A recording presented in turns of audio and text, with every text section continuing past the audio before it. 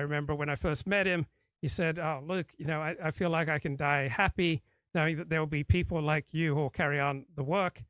I don't know how many countless dozens of people he may have said that to, but it was overwhelming when I heard that back in February 1994 when I first met Dennis Prager in person. It was at a conservative synagogue in Tampa Bay. We talk about cultish dynamics and the somewhat unhealthy social dynamics that can happen between gurus and their audience, but I can also see how that kind of behavior on the part of Destiny, one could fall into it easily.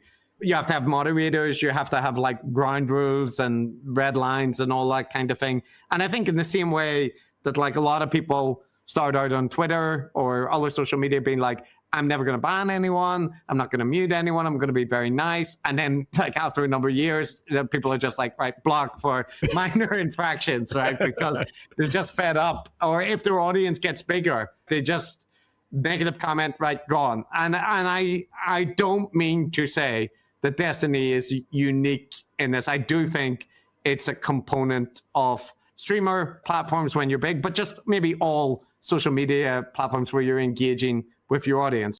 We've great examples of Hassan, chastising his audience. So it only feels fair to show that it's not like Destiny never does that, even if you think he's justified in some case. So there's that.